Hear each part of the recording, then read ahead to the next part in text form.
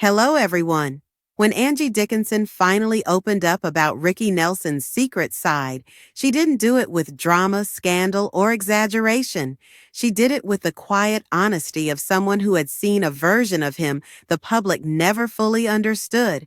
And as we peel back the layers of this confession, we find a story not just about a Hollywood icon, but about a complicated, gifted, vulnerable man whose life was far more intense, far more pressured, and far more emotional than the world around him ever realized. Because while Ricky Nelson was known as America's clean-cut golden boy, the lovable teen idol raised in front of millions on The Adventures of Ozzie and Harriet, Angie says that behind the scenes lived a man who was constantly wrestling with expectations, heartbreak, insecurity, fame fatigue, and a craving for genuine connection that was almost always denied to him by the Hollywood machine that needed him to stay perfect, polished, and profitable. And as Angie recalls moments the public never saw, late-night conversations where Ricky quietly admitted that fame felt like a cage, times when he laughed so hard he cried, moments when he confessed how misunderstood he felt, how pressured he was to keep performing, how trapped he felt between his father's legacy and his own dreams. She paints a portrait of a soulful, deeply sensitive person who didn't quite know how to balance the world's love with his own loneliness, and she describes the way he would fluctuate between confidence and self-doubt, how he alternated between being warm, flirtatious, and charming, and then suddenly withdrawn, introspective, and unreachable, because fame had shaped him into someone who could light up a room while simultaneously feeling emptier than ever inside. Angie reveals that Ricky had a secret tenderness, an emotional openness he rarely showed publicly, someone who loved quietly, who cared deeply, who felt every disappointment with an almost heartbreaking intensity.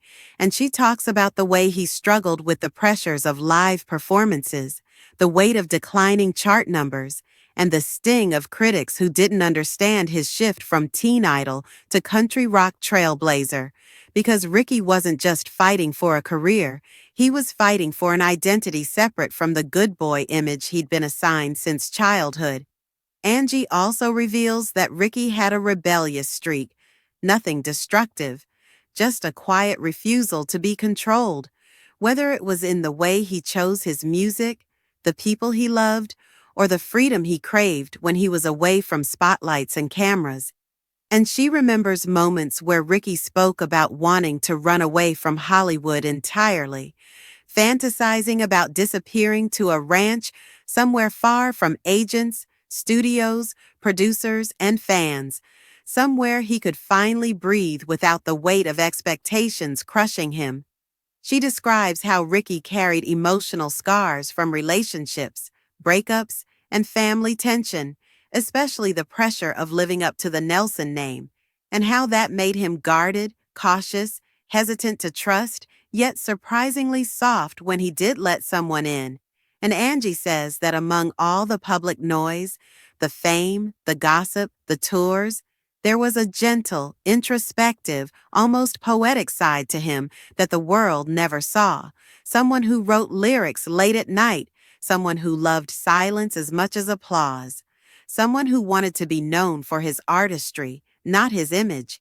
And as Angie continues to pull back the curtain, she reveals that Ricky struggled more deeply than people realized with feeling overshadowed, with fear of irrelevance, with the emotional weight of losing control of his career. And she says that the secret side of Ricky Nelson wasn't dark or scandalous. It was simply human. A boy who grew up too fast, a man who carried fame like a burden, an artist who wanted to be heard but felt constantly edited by the world around him. Her confession is a reminder that behind every celebrity is a person, complex, fragile, hopeful, flawed. And Ricky Nelson, behind the dazzling smile and polished performances, was a man searching for belonging in a life that rarely gave him space to breathe.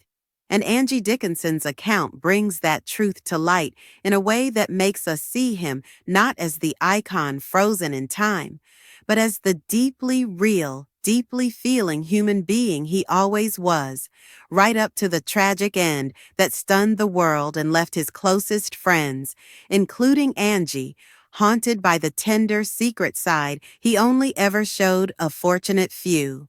Thanks for watching.